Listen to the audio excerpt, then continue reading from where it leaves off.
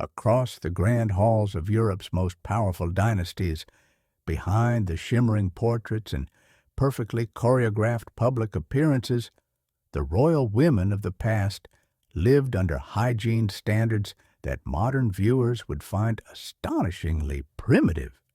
Yet these practices were entirely normal in their time and deeply influenced by cultural beliefs, medical misunderstandings, religious interpretations, and the rigid expectations of the courts they inhabited. The pristine image of queens and princesses, draped in silk, crowned with jewels, and surrounded by attendants, often hides an overlooked reality. Many of these women struggled with severe hygiene challenges, some imposed by tradition and others by the political structures that controlled their daily lives.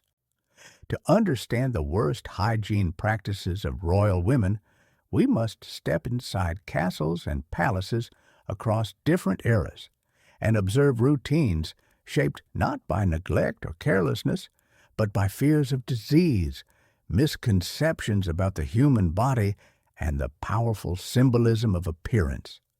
In the glittering court of Marie Antoinette of France, for example, cleanliness was surprisingly limited despite the luxurious surroundings of Versailles.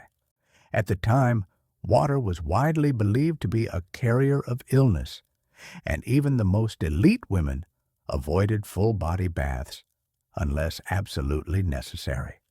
Instead, Marie Antoinette often relied on perfumed cloths, aromatic oils, and dry rubbing techniques to cleanse her skin, while heavy makeup, powders, and elaborate wigs masked the odors and imperfections that resulted from infrequent washing.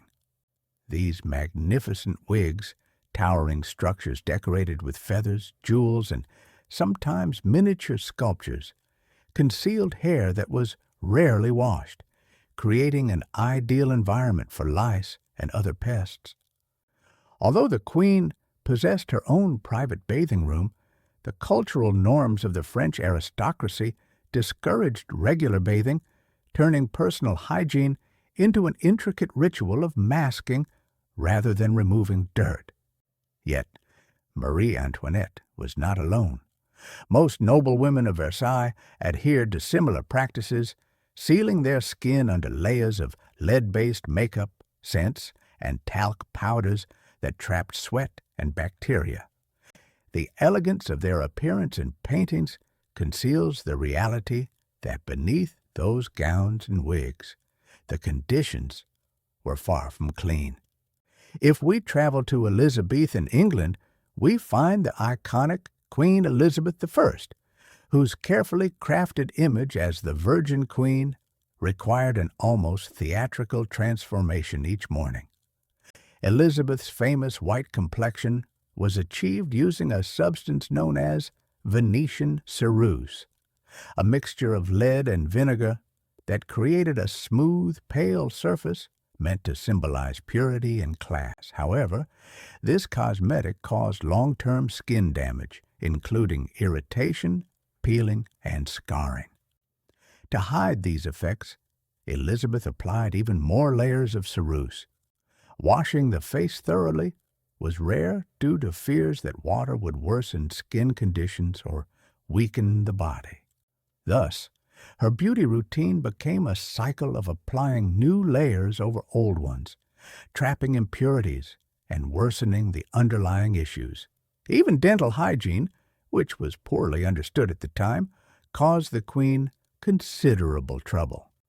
Elizabeth loved sugar, and the high consumption paired with inadequate tooth-cleaning practices led to widespread decay. Her teeth reportedly darkened and crumbled over the years, producing noticeable odor that contemporaries whispered about privately.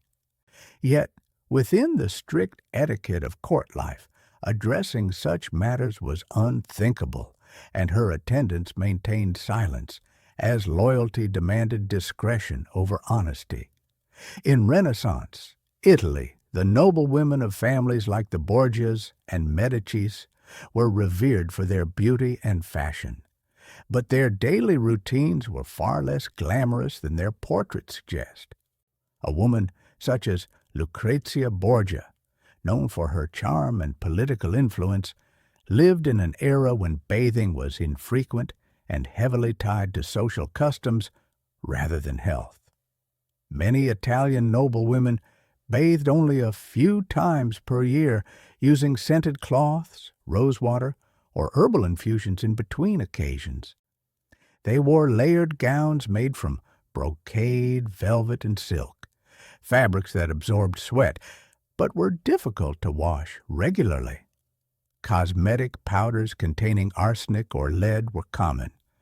These hazardous substances were applied generously to achieve the desired coloring of the skin, while the long-term effects, rashes, infections, and poisoning, were largely overlooked or misunderstood. Hair hygiene also presented significant challenges. Elaborate hairstyles, decorated with ribbons, pearls, or metallic ornaments, were designed to remain intact for days or even weeks.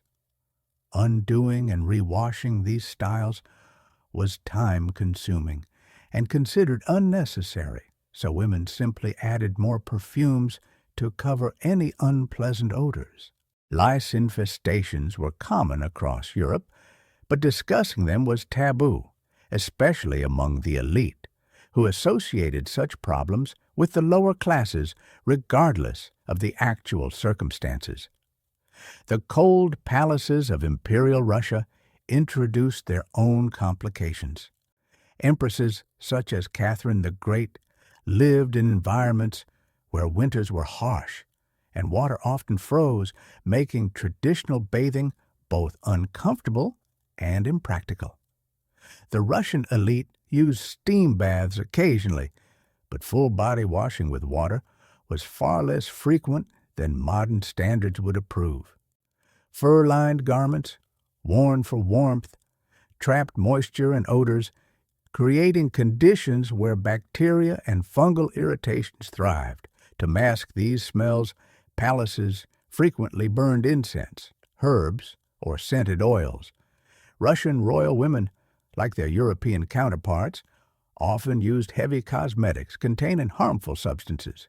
Kohl, for the eyes, made from compounds like lead sulfide, was prized for its dramatic appearance, but risked long-term health problems, including irritation and neurological effects. Even the elegant gowns seen in paintings were rarely washed. Instead, linen underlayers absorbed sweat and were cleaned occasionally, while the outer garments remained untouched to preserve their delicate embroidery and precious fabrics. Across the Mediterranean, in the Ottoman imperial harem, hygiene practices were more advanced in some respects because bathing was deeply rooted in Islamic culture. However, even here, unexpected habits emerged. Women often used thick layers of kohl around their eyes, not only for beauty, but for cultural significance.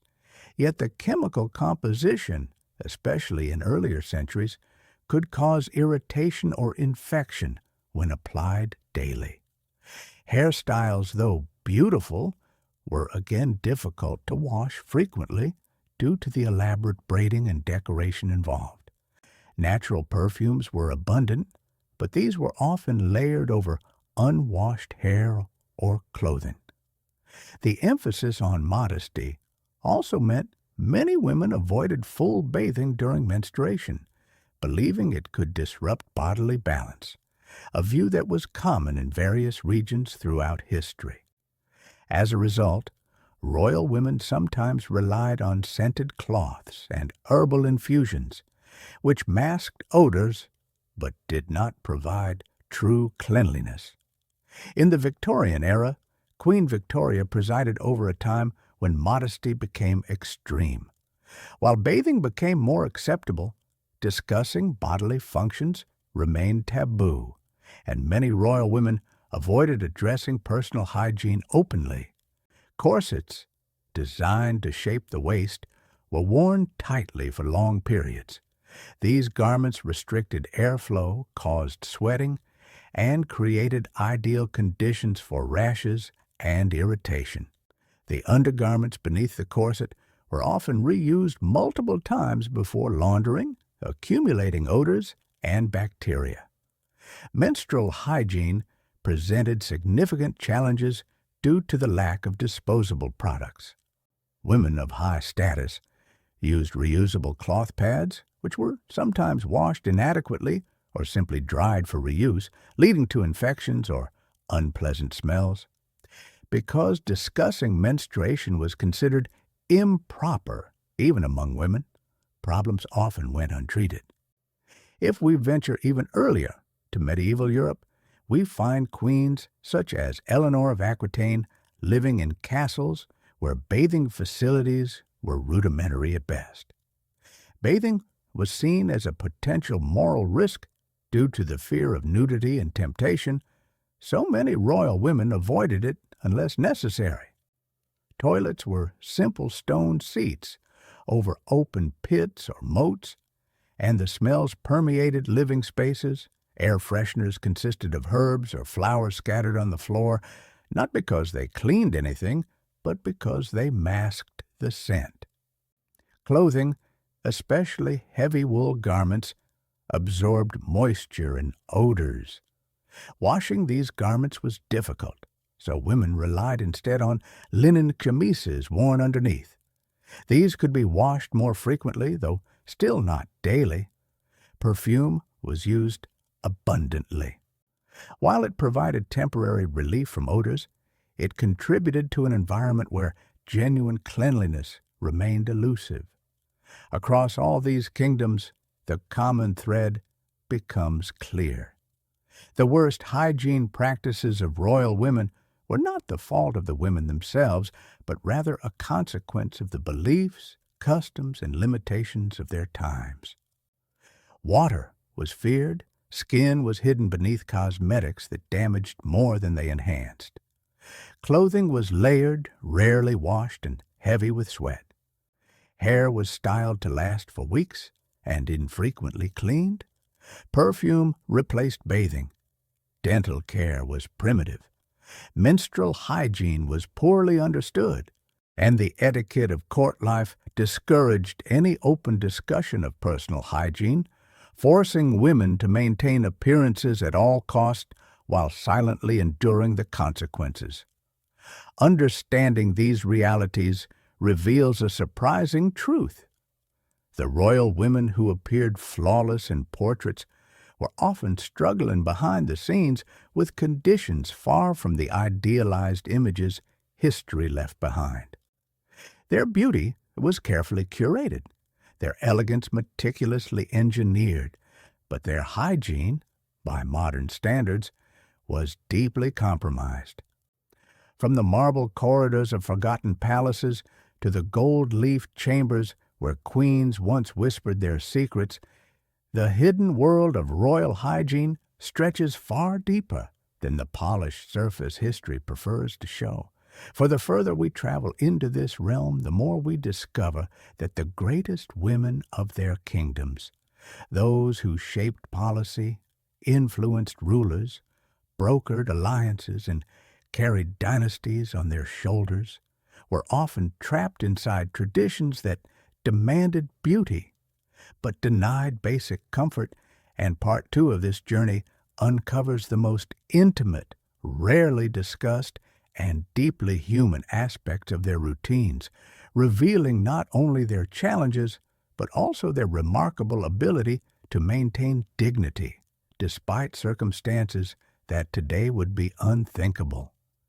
In the courts of ancient Persia, for example, queens, adorned with emerald crowns and draped in robes of glowing silk, were expected to sit motionless for hours in extreme heat, their faces painted with thick layers of mineral pigments that cracked and melted throughout the day, while attendants, terrified of violating royal protocol, hesitated to wipe the sweat from their brows, leaving these women to endure itching, dryness, and irritation beneath the heavy cosmetics.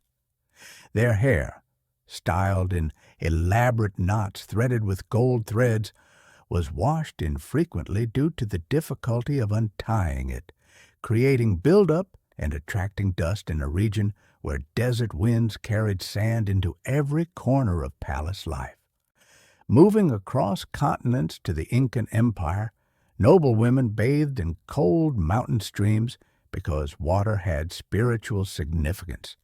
Yet they used animal fats and soot mixtures as cosmetics, which clung to their skin and caused breakouts when not fully removed, and the harsh climate cracked their lips and dried their skin. Still, these women were expected to appear flawless during rituals, even as they quietly suffered beneath layers of ceremonial paint. In sub-Saharan African kingdoms, queens wore beautifully crafted hairstyles that took days to complete, often woven with beads, threads, and scented oils. But washing them required dismantling complex braids that symbolized status. So they were maintained for weeks at a time, trapping sweat during hot seasons and causing scalp irritation that attendants soothed with herbal mixtures. Meanwhile, in medieval Spain, royal women lived in stone castles where water was scarce and bathing was often discouraged due to fears of spiritual vulnerability.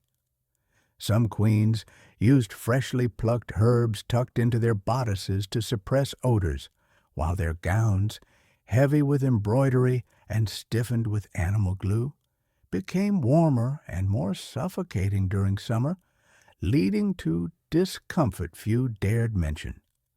In France's Valois court, where appearance meant everything, noble women applied powdered arsenic to lighten their skin and used pomanders, spherical ornaments filled with spices, to combat body odor. Yet the combination of heat, tight corsets, and infrequent washing caused fainting spells during ceremonies, and fainting was romanticized rather than recognized as a symptom of restricted oxygen and trapped moisture beneath layers of clothing.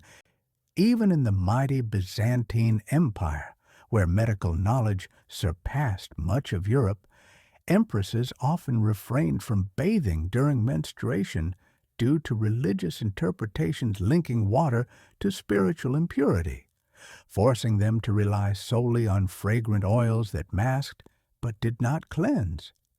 Their silk gowns absorbed moisture during long court rituals, sometimes causing fungal irritations that physicians treated with ointments made from honey, garlic, or tar, leaving lingering scents more pungent than the original problem.